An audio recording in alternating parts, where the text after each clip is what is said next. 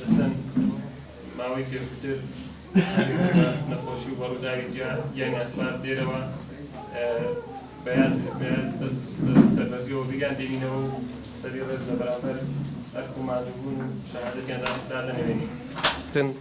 بۆ ئەنجومەنی شارەوانی بناری قەندیل دەخوازین هیوادارین کۆنفرانسەکە سەرکەوتوو بێت و بە دڵنیاییش سەرکەوتوو دەبێت.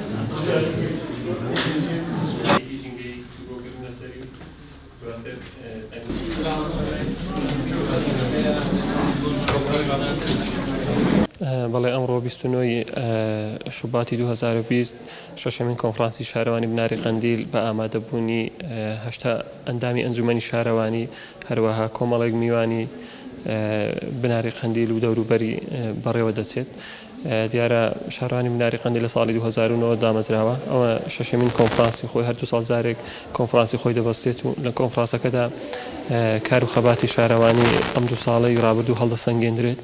هەروەها راپۆرتی دارایی پێشکەش دەکرێت و پلان و بەرنامەی دوو ساڵی داهاتوو دادەندرێت. جگە لەوەش هەڵبژاردننی دەستی بەڕێوەبەری و هاوسەرۆکانی شارەوانی لەم کۆنفرانسەدا بەڕێوە دەچێت.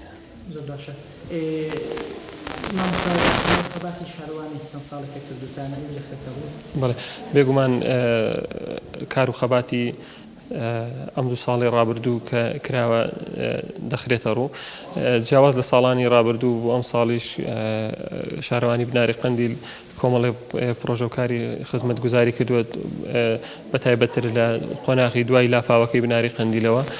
بۆیە شارەوانی بناری قەندیل لە ئێستادا دوای تەواوبوونی کۆمەڵێک پرۆژە لە ئێستادا ئامادە بوو کۆنفرانسی خۆی دەبەستێت و بەردەوام هەوڵی خۆنوێکردنەوە بەرەو پێشچوون دەدات. لەو چوارچێوەیەدا بە بەرنامەیەکی تۆکمەوە دەکەوێتە ساڵی 2020 و خۆناغی داهاتوو.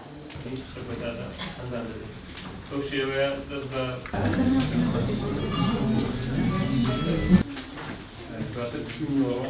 دوای نۆڕۆژ خوێندنەوەی شوێکردن چەند پەیامێکی هەست بەرفەرموو.